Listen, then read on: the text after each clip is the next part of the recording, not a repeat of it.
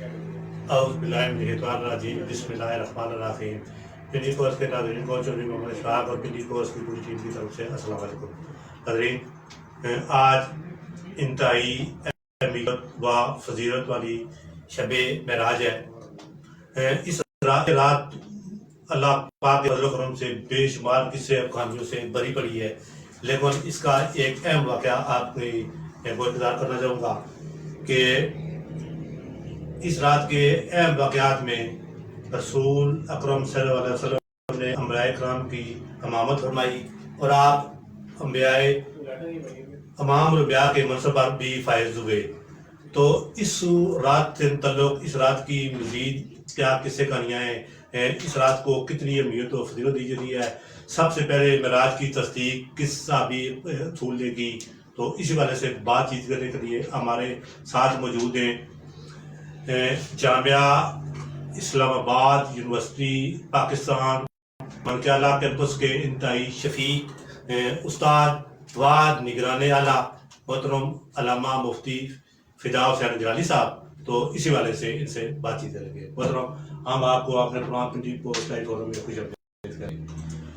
محترم، سب سے پہلے آپ یہ بتائیں کہ شب معراج عددی لحاظ سے کس دن بنتی ہے؟ ماشاء اللہ، جزاک اللہ۔ سب سے پہلے تو آپ کو مبارکباد اور آپ کی پوری ٹیم کو، پنڈی پوسٹ کے جتنے بھی کارکنان ہیں، اللہ تعالیٰ آپ کے اس چینل میں مزید برکات عطا فرمائے۔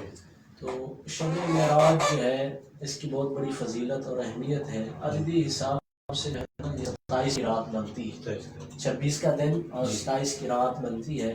اور اس میں بھی یہ حکمت ہے، دیکھیں نا، اللہ تعالیٰ نے اللہ کے نبی صلی اللہ علیہ وسلم نے فرمایا کہ لیلۃ القدر کو طاق راتوں میں تلاش کرو، اور ان میں سے اقویٰ جو قول ہے بزرگوں کا اور جو منسوب ہے کہ سب سے زیادہ جو ہے نا راجح قول وہ یہ ہے کہ لیلۃ القدر کی رات بھی 27 کی رات ہے۔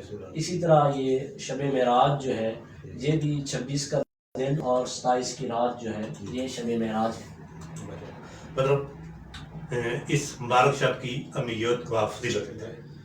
اس کی مبارک شب کی بہت بڑی اہمیت اور فضیلت ہے، اور یہ اس کے بارے میں اللہ تعالیٰ نے قرآن مجید کے اندر ارشاد فرمایا، سبحان الذی اسری بعبدہ لیلا من المسجد الحرام الی المسجد الاقصی الذی بارکنا حولہ لنریہ من آیاتنا۔ اللہ تعالیٰ نے اس رات کی اور اس رات کے حوالے سے جو واقعہ معراج پیش آیا، تمہارے اور میرے آقا حضرت محمد مصطفیٰ صلی اللہ علیہ وآلہ وسلم کو اللہ تعالیٰ نے معراج کی، قرآن کے اندر اس کو سیر کی طرف جو ہے نا وہ منسوب کیا گیا کہ اللہ نے اپنے محبوب پاک ہے وہ ذات جس نے اپنے بندہ خاص کو عبد ہی یہاں لگایا، کہ جس نے اپنے بندہ خاص کو سیر کرائی مسجد حرام سے لے کر مسجد اقصی تک۔ حالانکہ معراج آپ بھی جانتے ہیں، سب جانتے ہیں کہ معراج مسجد حرام سے مسجد اقصی تک نہیں ہوئی، یہ تو سفر کی ابتدا تھی۔ انتہا تو ثم دنا فتدلی فکان قاب قوسین او ادنی کا مقام تھا، اس سے بھی قربتوں میں نبی پاک صلی اللہ علیہ وسلم چلے گئے۔ تو اللہ تعالیٰ نے یہ معراج کے سفر کی ابتدا کے بارے میں فرمایا کہ میں نے اپنے محبوب کو جو ہے وہ مسجد حرام سے مسجد اقصی تک سیر کرائی۔ اس کے اندر اور اس کے آگے جو ہے اللہ تعالیٰ نے ثم دنا فتدلی کی بلندیوں کو اوپر بلا کے نبی پاک صلی اللہ علیہ وسلم سے ملاقات فرما کے نبی پاک صلی اللہ علیہ وسلم کو معراج نصیب فرمائی۔ تو یہ رب کا بہت بڑا فضل ہے، اور یہ کسی نبی کو یہ فضیلت حاصل نہیں ہے، اور صرف یہ تمہارے اور میرے آقا حضرت محمد مصطفیٰ صلی اللہ علیہ وآلہ وسلم کو فضیلت حاصل ہے۔ کیوں؟ کیونکہ نبی پاک صلی اللہ علیہ وسلم اللہ کے محبوب ہیں۔ جو محبوب ہوتا ہے وہ اعلیٰ حضرت سرکار فرماتے ہیں، میں تو مالک ہی کہوں گا کہ ہو مالک کے حبیب، نہیں ہے محبوب اور محب میں تیرا میرا۔ جو محبوب ہوتا ہے اور محب ہوتا ہے اس میں تیرا میرا نہیں ہوتا۔ باقی حضرت موسیٰ علیہ السلام نے، آپ کے بھی علم میں ہے کہ حضرت موسیٰ علیہ السلام نے آرزو کی، رب آرنی، یا الہی معراج کرا دیجئے، دیدار کرا دیجئے۔ اللہ تعالیٰ نے فرمایا لن ترانی، یہ نہیں فرمایا تو دیکھ نہیں سکتا، بلکہ نفی ناصبہ کا صیغہ اللہ تعالیٰ نے ارشاد فرمایا کہ تو ہرگز نہیں دیکھ سکتا۔ یہ جو ہے نا معراج، یا دیدار یہ خاص ہے میرے محبوب کے لیے۔ کوہ طور پہ بلایا، کوہ طور پہ اللہ تعالیٰ نے ہم کلام کا شرف عطا فرمایا، لیکن معراج صرف اپنے حبیب کو کرائی، اور یہ معراج جو ہے صرف نبی پاک صلی اللہ علیہ وسلم کے ساتھ خاص ہے، اور نبی پاک صلی اللہ علیہ وسلم کی فضیلت سب انبیاء پہ اعلیٰ حضرت سرکار فرماتے ہیں نا، سب سے اولا ہو اعلیٰ ہمارا نبی، سب سے بالا ہو اعلیٰ ہمارا نبی، خلق سے اولیاء، اولیاء سے رسول ہے، رسولوں سے اعلیٰ ہمارا نبی، کیونکہ تمہارے میرے آقا جو ہے وہ جامع المعجزات ہیں۔ اللہ تعالیٰ نے جتنے بھی معجزات انبیاء عطا فرمائے ہیں، اور ایک کسی کو ایک دیا، کسی کو 2، کسی کو 3، کسی کو 5، کسی کو 9، لیکن تمہارے میرے آقا سر پتہ معجزہ ہی معجزہ ہیں۔ مطلب شب معراج کے حوالے سے کوئی چند واقعات ان کا ذکر فرمائیں۔ شب معراج کے حوالے سے سب سے بڑا یہ ہے کہ نبی پاک صلی اللہ علیہ وسلم حضرت ام ہانی کے گھر تشریف فرما تھے،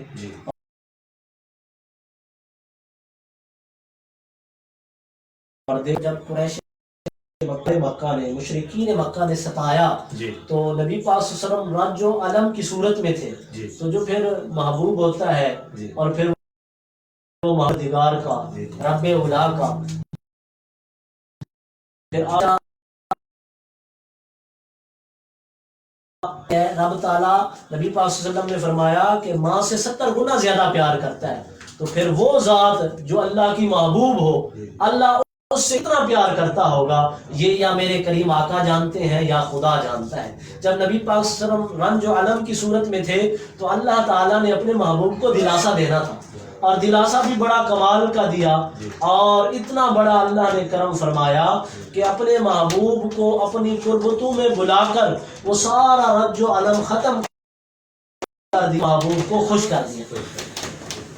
مطلب یہ ہے کہ معراج کروانے کے پیچھے کون تھا، رات کو سیدھا تھا، یہ معراج کرانے میں ایک عملی کیا چاہتے ہیں؟ اس میں حکمتیں جو میں نے اپنے فقیر نے، اپنے قبل عالم مرشد حق حضرت الحاج پیر سید نوید الحسن شاہ مشہدی سجادہ نشین آستانہ عالیہ بکی شریف، ان کی زبان اقدس سے سنی ہے کہ قبلہ عالم فرماتے ہیں کہ اللہ تعالیٰ نے قرآن مجید کے اندر فرمایا ان اللہ اشتری من المؤمنین واموالہم بان لہم الجنہ، کہ اللہ تعالیٰ نے مومنین کی جانوں کو اور مال کو خرید لیا، کس کے بدلے میں؟ بِأَنَّ لَهُمُ الْجَنَّةَ، جنت کے بدلے میں۔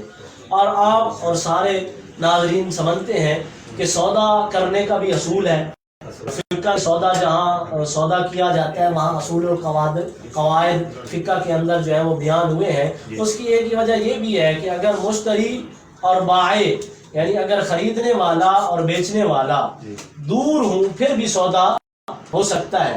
یعنی مثال کے طور پہ اگر ہم یہاں منکیالہ سے بیٹھ کر کراچی چیز کوئی لے نہیں سکتے تو ہم یہاں سے آرڈر دیتے ہیں کہ ہمیں فلاں چیز چاہیے، تو دیکھ بھی نہیں سکتے اور اس محسوس بھی نہیں کر سکتے، اور اس طرف پہنچنے کی ہمارے پاس وہ سکت بھی نہیں ہے۔ ممکن یہ کرتے ہیں کسی بھائی کو کہہ کے، کسی دوست کو کہہ کے، کسی اپنے کو کہتے ہیں یار پیسے تجھے دے رہے ہیں اور تو یہ چیز فلاں سے دیکھ ان کے ہمارے لیے بھیج دے۔ درمیان میں ہم یوں سمجھ لیں وکیل بائع رکھتے ہیں جو درمیان میں سودا کراتا ہے، چیز کو دیکھتا ہے، ادھر سے پیسے لیتا ہے اور ادھر سے اس چیز کو دیکھتا بھی ہے، سنتا بھی ہے، سمجھتا بھی ہے، تو وہ جو ہے واپس اس مشتری کی طرف بھیجتا ہے۔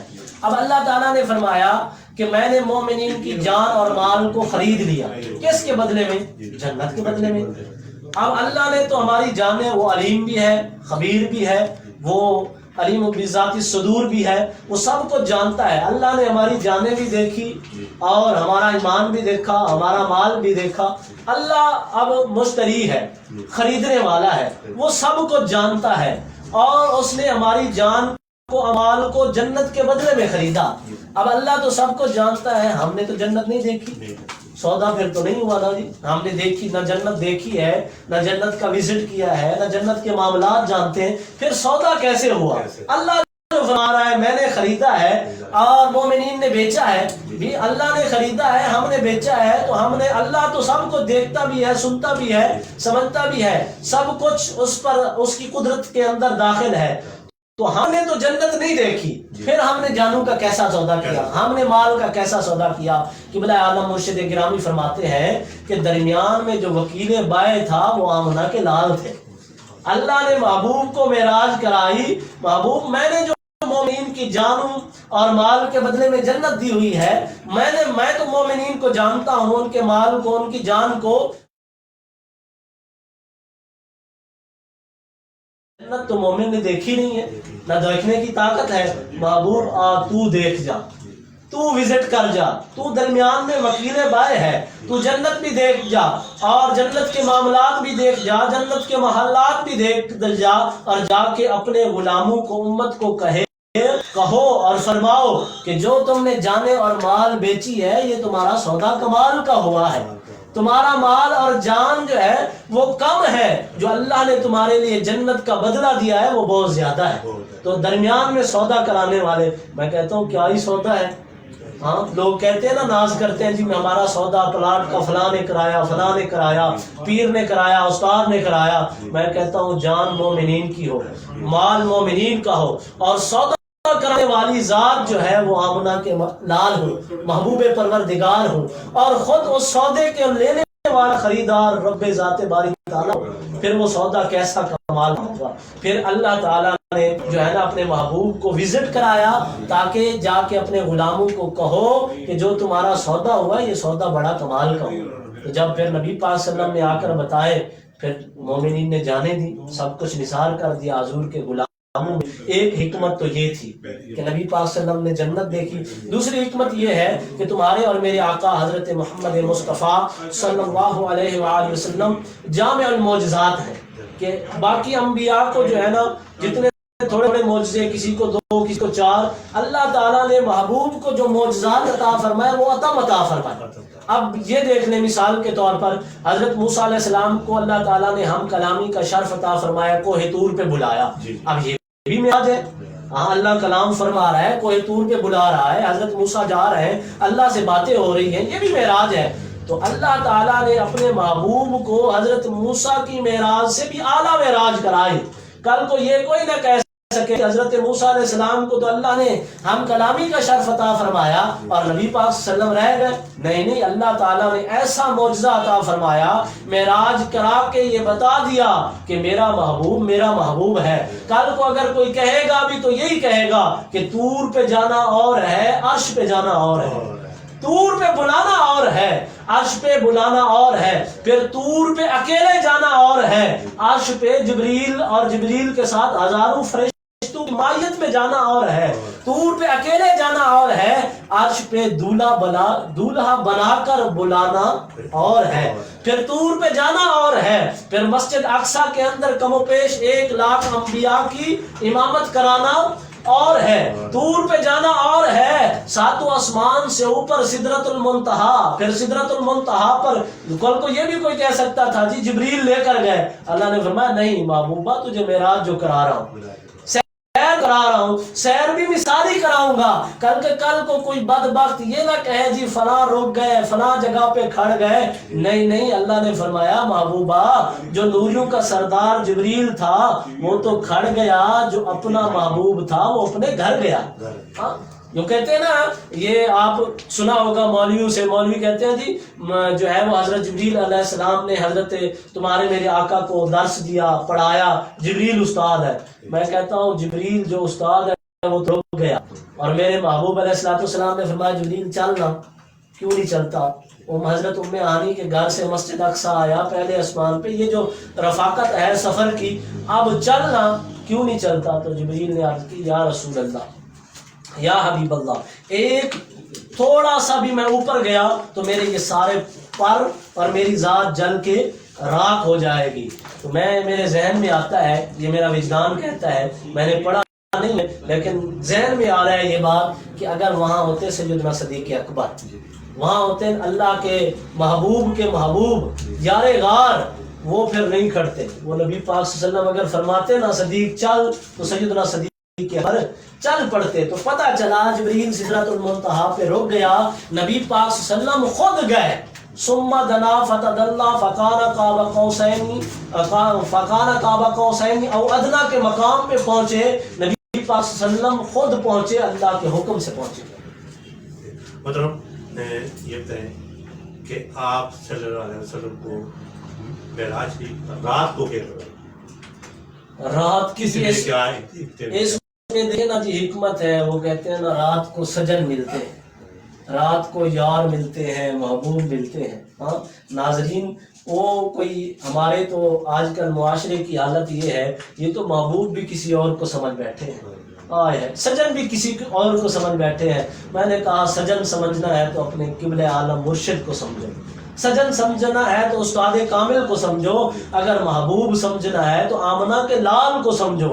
جب ان ہستیوں کو، ان ذات کو، ان ذات والا کو آپ اپنا محبوب اور سجن بنا لو گے، پھر آپ کی ذات کے اندر نکھار آ جائے گا۔ اور یہ محبوب کا جو ملن ہوتا ہے وہ رات کو ہوتا ہے۔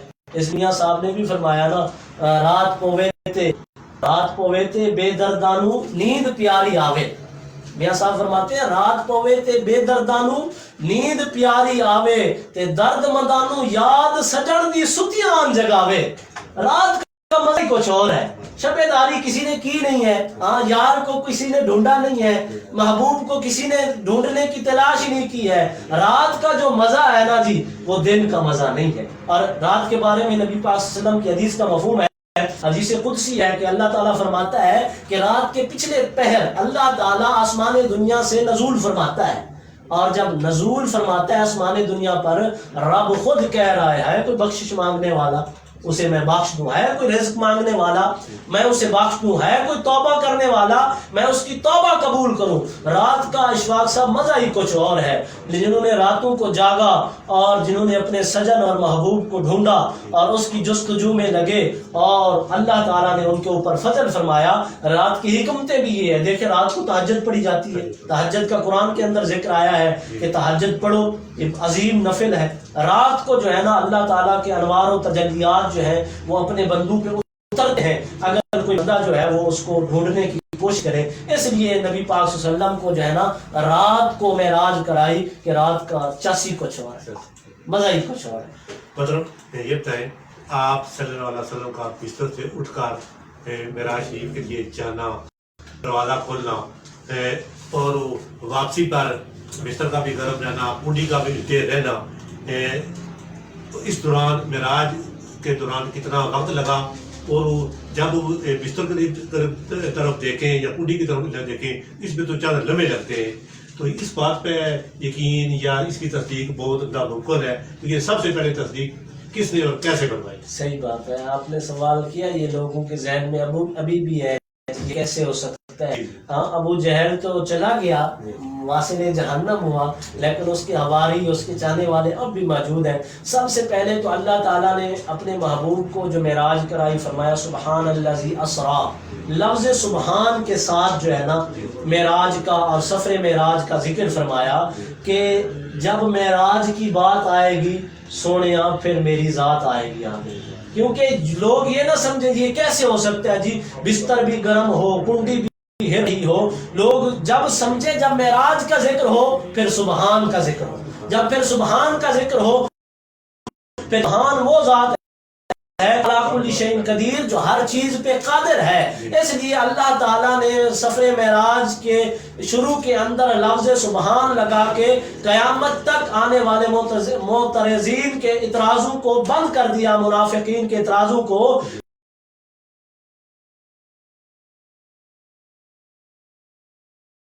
کہ جب وہ پھر بستر بھی گرم ہو معراج کرا سکتی ہے، جو ذات پاک ہے پھر وہ کنڈی ہل رہی ہو پھر بھی معراج کرا سکتی ہے۔ تو اللہ تعالیٰ نے اپنے محبوب کو، یہ بھی ایک دنیا کے لیے، آنے والے مسلمانوں کے لیے، ہمارے لیے بہت بڑی بات ہے، اعزاز کی بات ہے کہ اللہ تعالیٰ نے ہمارے محبوب کو یہ شان عطا فرمائی کہ ہم کہہ سکتے ہیں کہ ہم اس نبی کا کلمہ پڑھتے ہیں جس نے جنت بھی دیکھی، دوزخ بھی دیکھی، اور حوریں بھی دیکھی، اور جنت و دوزخ کا معائنہ بھی کیا۔ اللہ سے ہم کلامی کا شرف حاصل بھی کیا اور ساتوں آسمانوں کو بھی طے کیا، زمینی سفر بھی طے کیا، سدرۃ المنتہا سے اوپر گئے، جنت المعلی سے اوپر گئے، مکان ختم ہوا، جہد ختم ہوئی، کیف ختم ہوا، چوں ختم ہوئی، چراغ ختم ہوا، لحظ لازہ سب کچھ ختم ہو گیا، پھر لامکان کی باری آئی، پھر بھی اللہ کے نبی آگے چلے گئے، ثم دنا فتدلی کے مقام پر پہنچے، رب سے ملاقات کی، سب کچھ دیکھا،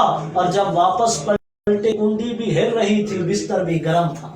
ہم اس نبی پہ، پھر ایسے نبی پر یار کیوں نہ درود و سلام پڑھے، پھر ایسے نبی کے نام پہ کیوں نہ جان وار دیں، پھر ان کے نبی، ان کریم آقا کے نام پر جان تو کیا، وہ میرے اعلیٰ حضرت آئے ہے عاشق تو پھر بولتے ہیں نا اشفاق صاحب، میرے اعلیٰ حضرت فرماتے ہیں کرو تیرے نام پہ جاں فدا، ایک جاں نہیں دو جہاں فدا، دو جہاں سے بھی جی نہیں بھرا، کرو کیا کروڑوں جہاں نہیں۔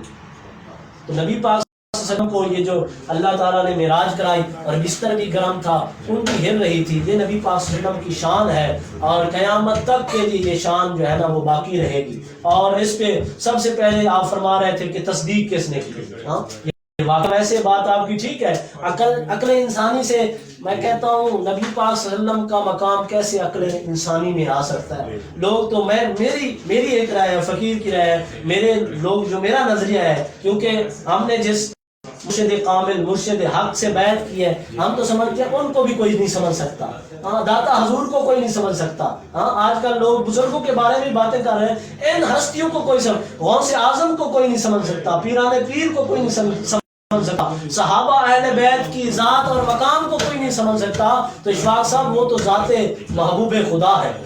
تو اللہ کے حبیب جب آئے تو جب یہ بات کی تو مکے کے اندر شور پڑ گیا، کافی لوگوں نے جی نبی پاک صلی اللہ علیہ وسلم نے معراج کی، آ کر کہہ رہے ہیں میں مسجد اقصی، مسجد حرام سے مسجد عثمان کا سیاح جنت، پھر منافق جو ہوتے ہیں نا وہ تاڑ میں ہوتے ہیں، جس طرح منافق تاڑ میں ہوتے ہیں پھر عاشق بھی تاڑ میں ہوتے ہیں، عاشق بھی انتظار میں ہوتے ہیں۔ تو ابو جہل کو بڑا یہ جو ہے نا وہ مل گیا، دیکھیں جی اب جا کر لوگوں کو کہنے لگا یہ کیسے ہو سکتا ہے کہ ایک اللہ کہے جی میں گیا زمینی سیر کی، آسانی سیر کی، پھر جنت المعلی جنت دوزخ دیکھی، واپس آیا بستر بھی گرم تھا، کنڈی بھی ہل رہی تھی، اور ابو جہل کو یہ بھی مسئلہ تھا، منافق یہ بھی جانتے ہوتے ہیں کہ عاشق کون ہے۔ تو حضرت سیدنا صدیق اکبر کا ابو جہل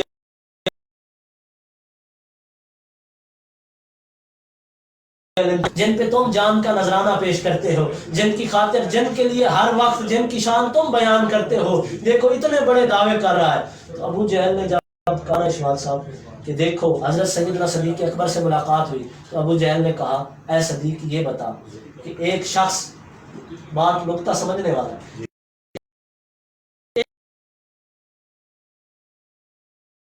ایک شخص اللہ سب دوزخ دیکھی واپس تھا، ایسے شخص کے بارے میں آپ سیدنا صدیق اکبر نے کہا اگر کوئی شخص یہ دعویٰ جھوٹا ہے، ابو جہل یہی بات ہے، اس نے کہا صدیق یہی بات تو تیرا محبوب کرتا ہے، یہی بات تو جس کا تو کلمہ پڑھتا ہے وہ کرتا ہے، یہی بات تو وہ کرتا ہے جس پر تو صلی اللہ علیہ وسلم کے غلام صادق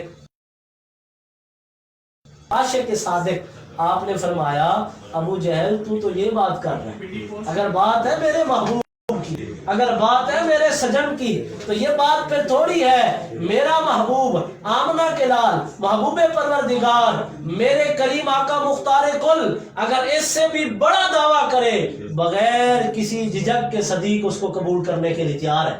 ابو جہل کو کہا میں تصدیق کرتا ہوں اگر میرا محبوب یہ دعویٰ کرتا ہے تو وہ اپنے دعوے میں سچا ہے۔ اس لیے اللہ کا اللہ نے قرآن مجید کے اندر ارشاد فرمایا والذی جاء بالصدق وصدق بہ، اللہ نے فرمایا ایک وہ ہے جس کو میں نے سچ دے کر بھیجا ہے، ایک وہ ہے جس نے اس سچے کی تصدیق کی ہے۔ اشفاق صاحب اللہ کا سچ لے کر آنے والے تمہارے میرے آقا ہے، اور اس زمین پہ وہ سچ کی تصدیق کروانے والے صدیق اکبر ہے، تصدیق کرنے والے صدیق اکبر ہے۔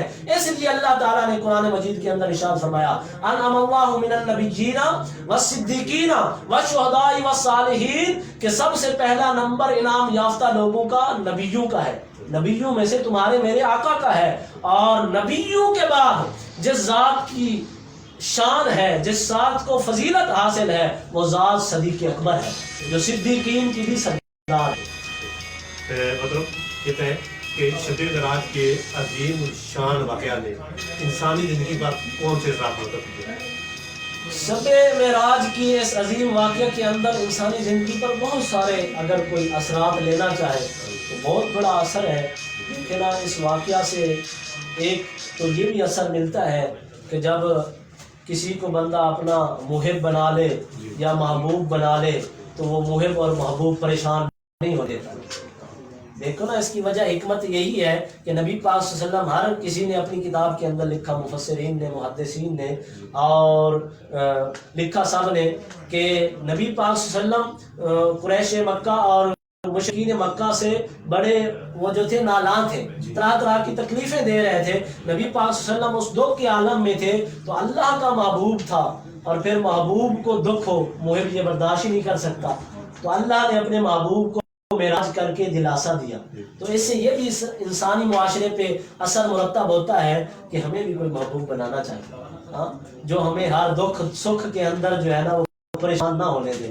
اس لیے کہتے ہیں نا، وہ بزرگوں نے بھی لکھا، جس کا پیر کوئی نہیں ہے اس کا پیر شیطان ہے۔ ہاں، لوگ اس پہ بھی کہتے ہیں جی پیری مریدی یا بیعت ہونا ضروری ہے۔ میں کہتا ہوں بیعت ہو جانا، بیعت کا معنی ہے بک جانا۔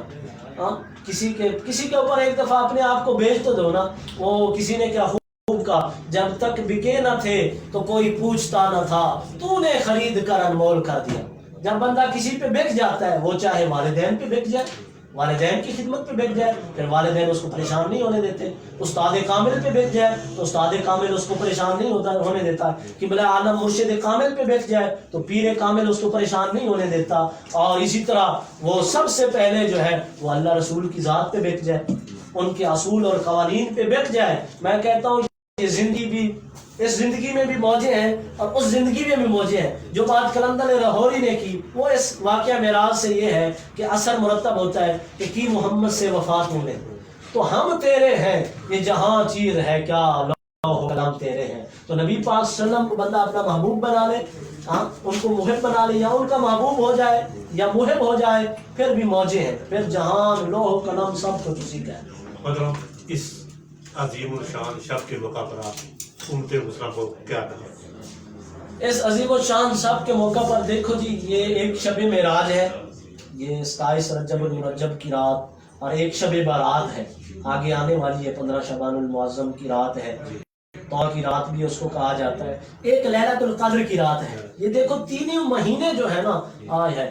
اللہ نے اپنے محبوب کی امت کو عطا فرمایا۔ رجب ہے کھیتی لگانے کا، بونے کا مہینہ، اور شعبان جو ہے اس کھیتی کو پروان چڑھانے کا مہینہ، اور رمضان جو ہے اس کھیتی کو کاٹنے کا مہینہ۔ ہاں، اللہ نے اپنے محبوب کے صدقے سے یہ عظیم دن بھی عطا فرمائے، عظیم مہینے بھی عطا فرمائے۔ یہ پھر ہماری نااہلی ہے کہ نبی پاک صلی اللہ علیہ وسلم نے فرمایا، جس حدیث کا مفہوم ہے جس نے رمضان پایا اور اپنے آپ کو بخشوا نہ پایا پھر اس کے لیے بدبختی ہے۔ ہاں، تو یہ رجب کا مہینہ، شعبان کا مہینہ، یہ امت مسلمہ کے لیے عظیم مہینے ہیں۔ ان میں چاہیے کہ اللہ کے حضور توبہ کرنی چاہیے، شب معراج کو زار و قطار رب کے حضور بیٹھ کر اللہ کے حبیب کے واسطے سے، مالک تو ہی تو ہے نا جس نے اپنے محبوب کو معراج کرائی۔ ہاں، تو اور تیرے محبوب کا فرمان ہے کہ مومن کی معراج جو ہے وہ نماز ہے، مسلمان کی معراج جو ہے وہ نماز ہے۔ اس دن کو، اس رات کو ہر مسلمان یہ عہد کر لے اور عہد واثق کر لے کہ آج کے بعد میں نماز کو نہیں چھوڑوں گا، تاکہ وہ معراج حاصل ہوتی رہے۔ ہاں، مومن کی بھی معراج ہے نا نماز۔ اگر کوئی اس کو بنانا چاہے، اشفاق صاحب جب بندہ ہاتھ اللہ اکبر کہہ کے ہاتھ باندھ لیتا ہے، میں کہتا ہوں کسی بزرگ کے سامنے، کسی بڑے کے سامنے جب ہاتھ بندہ باندھتا ہے تو اس کو بھی، بزرگوں کو بھی دل خوش ہوتا ہے، یار اس نے میرا ادب کیا، اس نے میرا احترام کیا۔ یہ ادب کی پہلی سیڑھی ہے تو یہ اللہ کے حضور جب بندہ اللہ اکبر کہہ کے ہاتھ باندھتا ہے تو پھر اس کی ثنا کرتا ہے، اس کے قرآن کی تلاوت کرتا ہے. اگر اس ٹائم بھی عرض کرتا رہے کہ مالک تو ہی کریم ہے، دل دل میں روتا رہے اور خشوع خضوع کے ساتھ پڑھتا رہے. پھر دوسرا رب کو منانے کا، کسی کو منانے کا طریقہ یہ ہے کہ اگر اس طرح ہاتھ باندھ کے کوئی نہیں مان جاؤ، یہی ہے. پھر جب نہیں مانتا نا، پھر آخری حال یہی، ٹوپی ہے، ماما ہے، پگڑی، کہتے ہیں یار دیکھو میں نے تیرے پاؤں پہ رکھ دیا. اب تو پھر وہ بھی کہتا ہے بندہ یار اس نے اپنے آپ کو مٹا دیا ہے، یہ اتنا معافی، اب میں معافی نہیں دوں گا تو لوگ مجھے برا برا کہیں گے کہ وہ تو پاؤں پہ گیا تھا، ستار اتار کر رکھ دی ہے. تو پھر یہی ہے نماز اور یہی ہے معراج. تو بندہ جب رکوع میں جاتا ہے اور پھر کہتا ہے سبحان ربی العظیم، مالک تو بلند ہے، تیری ذات بلند ہے، میں تو ناقص ہوں، میں تو گناہگار ہوں. اس مزے کو کوئی لے کر دیکھے نا، اس چس کو، اور اس سے تار کو جوڑ کے دیکھے، میں کہتا ہوں میرا. اور جب رکوع میں بھی اگر میرے جیسا گناہگار ہو، بات نہ بن پاتی ہو، پھر سجدے میں چلا جائے. پھر سجدہ ایک دفعہ بھی نہیں. دنیا کا اصول ہے ایک دفعہ بندہ جھکتا ہے، بار بار نہیں جھکتا. یہاں تو 2 سجدے ہیں ہر رکعت کے اندر. جب بشانی اور 7 ہڈیاں وہ اس کے حضور ہوں، اس کی بارگاہ میں ہوں، پھر کہتا ہے سبحان ربی الاعلیٰ، مالک تو اعلیٰ ہے، تو بلند ہے، میں تو ناقص ہوں، میں تو گناہگار ہوں، تیرے فضل تیری توفیق سے تیری بارگاہ میں تجھ سے مانگ رہا ہوں. ہے کوئی در؟ اس در کے علاوہ کوئی در ہے تو دکھا. اس بارگاہ سے علاوہ کوئی بلند بارگاہ ہے تو دکھا. جب کوئی اس در کے علاوہ کوئی در نہیں ہے، اس گھر کے علاوہ کوئی گھر نہیں ہے، اس بلند بارگاہ کے علاوہ کوئی بارگاہ نہیں ہے، تو یہ رات اللہ کے حضور سجدوں میں گزارے اور اللہ کے بندے ہوئی ہے. اللہ کا قرآن کہتا ہے والذین یبیتون لربہم سجدا وقیاما. اللہ کہتا ہے میرے بندے ہوئی ہیں جن کا دن اور رات یا تو سجدے میں گزرتا ہے یا قیام میں گزرتا ہے. میری ناظرین سے یہ ریکویسٹ ہے کہ اللہ کے حضور سجدے کریں، درود شریف کا ورد کریں اور اللہ کے حضور گڑ گڑائیں اور مجھ نکمے اور ناچیز کے لیے بھی دعا کریں، ساری امت کے لیے دعا کریں، بالخصوص فلسطین کے مظلوم مسلمانوں کے لیے دعا کریں، کشمیر کے مظلوم مسلمانوں کے لیے دعا کریں. ہم اور تو کچھ نہیں کر سکتے کیونکہ ہمارے اوپر حکمران ایسے ہیں، کم از کم دعا تو کر سکتے ہیں ان کے لیے. مومن کی حالانکہ شان تو یہ ہے، اشواق صاحب، مومن کی شان یہ ہے کہ ایک کو بھی کابل میں اقبال نے کہا کانٹا چھے تو پاکستان کا مسلمان مضطرب ہو جائے، لیکن وہ تو ایمان نہیں رہا، وہ تو قوت اسلامی، جذبہ اسلامی، غیرت اسلامی نہیں رہی. کم از کم کمزور ہوئے، ناقص ہیں، کچھ نہیں کر سکتے، جہاد بھی نہیں کر سکتے، ڈرتے ہیں. دعا تو کر سکتے ہیں نا اس کے حضور. تو فلسطین والوں کے لیے، غزہ والوں کے لیے، کشمیر والوں کے لیے دعا کریں. حضرت ہمارے ساتھ موجود تھے جناب علامہ مفتی فدا حسین اجلانی صاحب. ماشاءاللہ انہوں نے بڑے اچھے، بڑے خوبصورت انداز میں، نہایت ہی میٹھی زبان میں شب معراج کی اہمیت و فضیلت اور اس مبارک شب میں پیش آنے واقعات سے میں آگاہی دی. محترم آپ نے ہمیں وقت دیا، آپ کا بہت بہت شکریہ.